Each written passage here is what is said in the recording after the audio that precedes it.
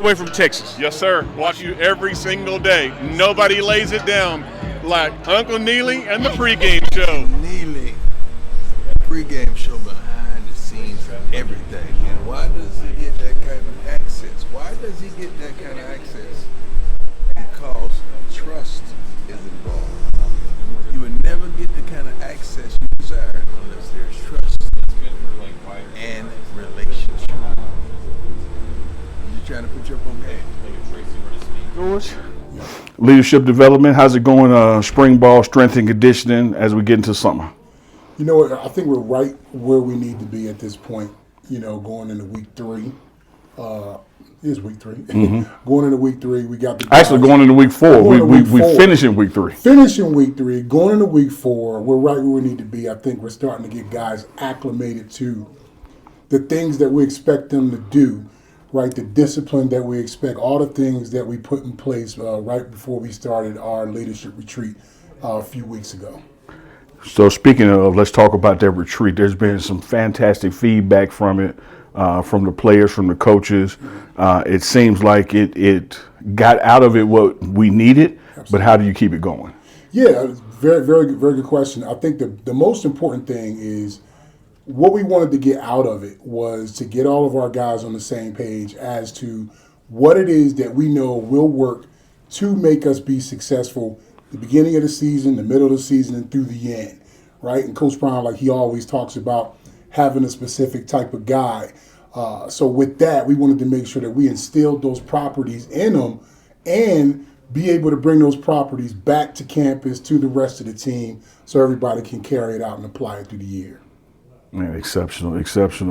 And as the process unfolds, I've walked by this office many times and seen players in here talking with you, one-on-one.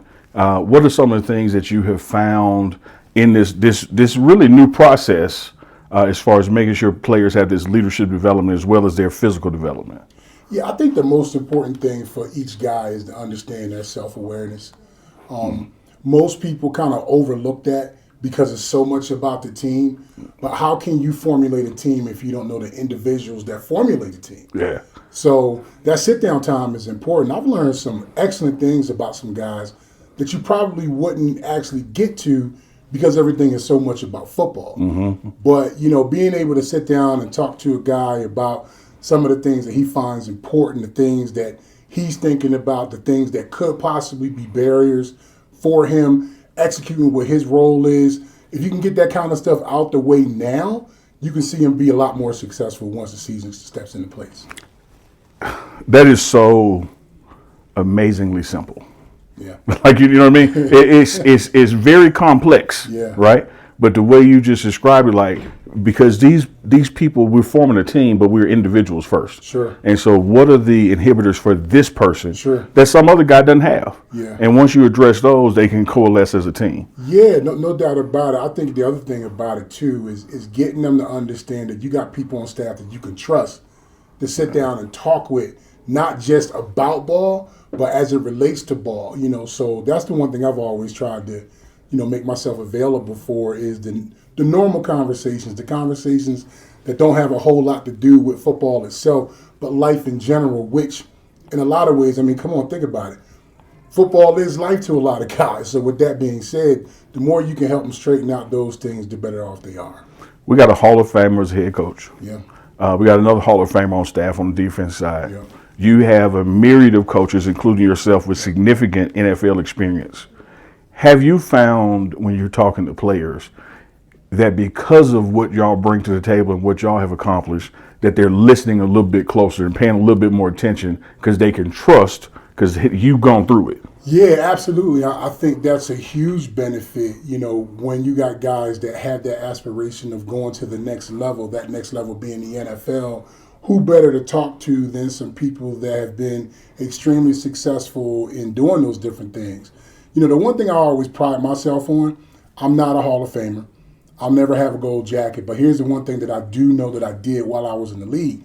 The Hall of Famers that I played with, the Hall of Fame coaches that I was coached by, I did a very good job of just listening to them and applying it to my everyday life to the point where, I feel like in another life, I could do a lot of different things, but but being a Hall of Fame mentor, a Hall of Fame leadership development director is my goal. So that's the one thing I try to do with all our guys. So I'm gonna set this one up, Coach. All right, here we go. I'm gonna set this one up. My favorite team for life has been the Dallas Cowboys. Okay. So much so that I told myself in high school I was going to be the first member of the Ring of Honor to not have played or worked for the Cowboys. Like I was going to be the fan. Like Jerry was going to call me like, "Hey man, this dude's been with us. He going up there." That's right.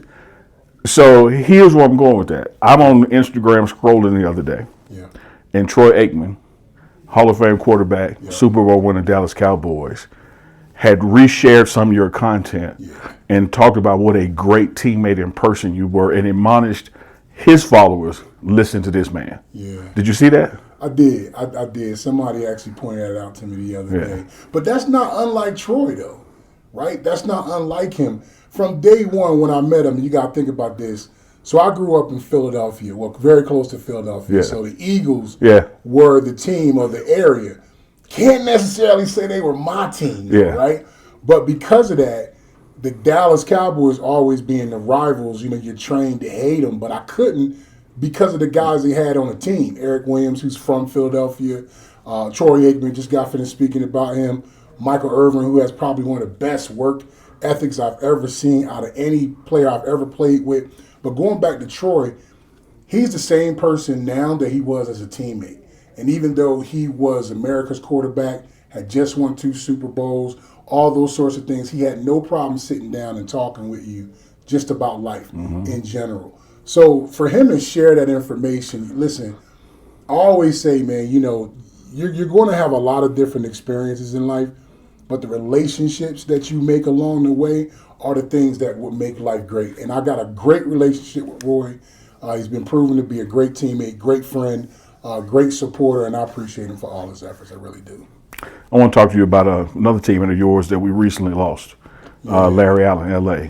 When you heard that news, and I know that you played with the Cowboys on the offensive line, what kind of impact did he have on your life as a teammate? First of all, I'm still in shock.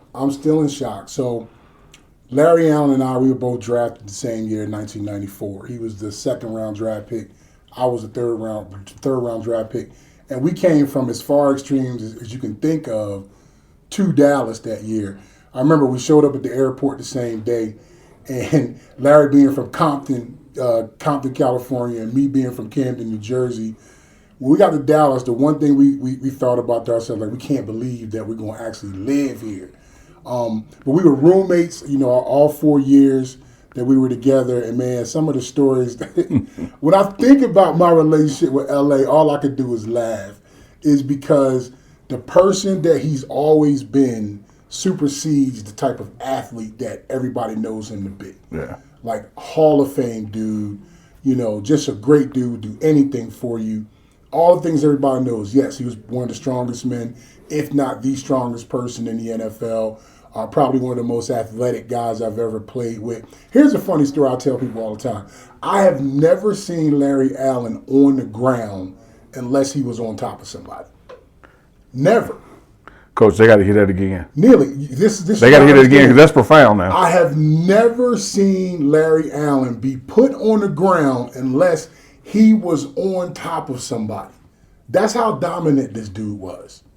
That's how dominant he was. But the crazy thing about it, you think someone that was so dominant and so mean and aggressive on the football field, nicest guy ever. Yeah. Nicest guy ever. Larry had 3 loves. His family, he loved football, and he loved the West Side. Like, those 3 things is what Larry Allen was all about. He's going to always be one of those guys that will go down in history as being one of my dearest friends. Because when I tell you, all I can think about being a roommate of somebody like that for 4 years in the NFL, the stories that we had going back and forth, Larry was just a great dude, man. He's going to be sorely missed. Yeah, absolutely. Peace and blessings to his family, man. Yeah. Talk about another relationship of yours, from the Cowboys days and otherwise. Coach Prime, Deion Sanders, and how you ended up here. He recently told me the story of how when he was interviewing Coach Phil Lodeholt, you happened to be at the house, vibing, And so you're not only here doing leadership development, you clearly bring your offensive line experience as well. Talk about your relationship with Coach Prime and him calling you up for this task that you clearly are just uniquely made for. Yeah. Yeah, man, look, 30 years, right? Or going on 30 years. Prime and I met back in 1995. And from day one, we've always had the relationship that we have today is the relationship that we had back in 1995. So he's been able to see me at my highest of heights and my lowest of lows and see me remain the same person, you know, from day one. And I think if you know anything about him, he will elevate you and uplift you if he feels like you're capable of doing something great consistently. So that's what it's been. He's been able to see me persevere. He's been able to see me grow as a person. He's been able to see me handle some situations, some really tough situations in a way where I was able to use what I learned to help and teach and grow some other people that might be going through those same things. So when you talk about a position that's uniquely made, every day I walk in, I drive into work nearly, I get goosebumps. Yeah. And all I can say is thank you. Yeah. Because I knew this was being made back in 1995. Wow. Right? Now, didn't know it was going to be me and Prime, but that's the one thing I always knew. I knew the lessons that I learned being a player in the league, the type of person I was in college, high school, all the relationships that I still have with people, all the kids and athletes that I've been able to mentor from high school to college and from college into the NFL and then retire outside of the NFL. Doing what I'm doing right now isn't a job. It's just a life skill that I've been able to develop over 51 years on this earth. Love it, love it. Final question for you, Coach. We talked about your leadership development role, but you also know offensive line and got the relationship with Coach Phil Lodeholt and could be a sounding board. When you talk about people going from high school to college to the NFL, I don't know of anybody who's touched more than you have. Yeah. So when it comes to that recruiting part and your knowledge of how that works, the sky's the limit here in Colorado, man. You know what? For O-linemen, here's what I can say. And I learned, it's funny because I feel like I'm a lifetime learner. I learned something today about Phil that I always knew was there, but hearing it and hearing him say it and hearing him share it with the recruit like confirmed it for me. So I was just at Prime's house just chilling with him, just laid back, and he said, you know what? A couple of guys are coming over to interview for the O-line job. Why don't you sit in on it? So I said, who's coming over? So he told me the name of the first person, and then he told me, I was like, Loho? That's my man, hold on. So when Phil showed up and he just started talking about his expertise in it, I knew from Prime's reaction that he was the guy. Yeah.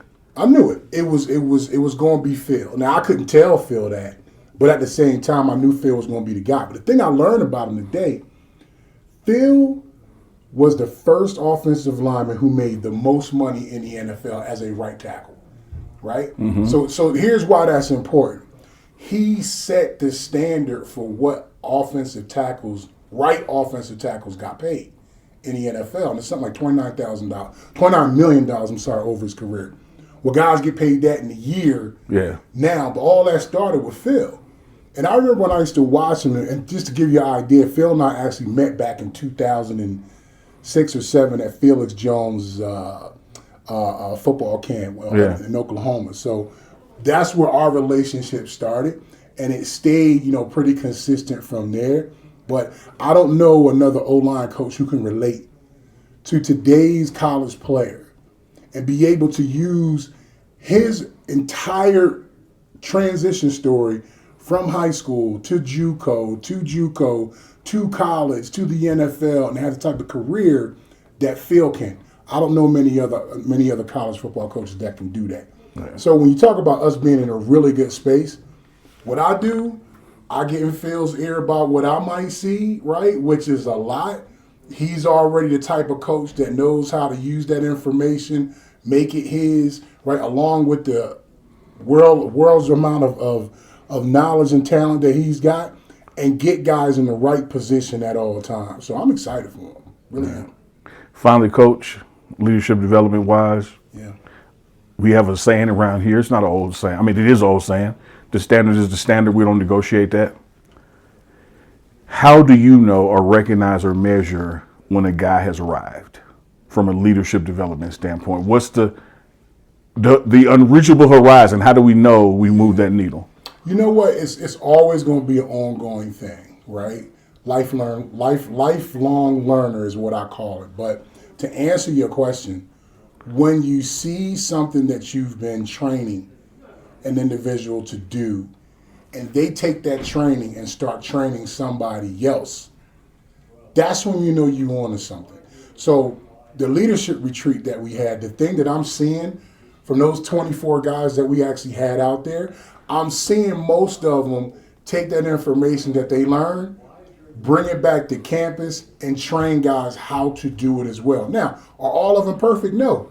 But here's the other thing that I'm seeing. Some of those same leaders realize what I just did wasn't aligned with what I learned in terms of being a leader. Let me correct that. Yeah, self-check. Right? Let me be self-aware. Let me correct that, and let me do better. And here's the biggest thing about it. Not only when you're self-aware, but when you are humble enough to be able to say, Coach, I messed that up. That won't happen again. I'll make sure I fix it. And then you see them in that same situation, and they do it differently, or they do it the way they've been trained to do. That's when you know you're on the right track.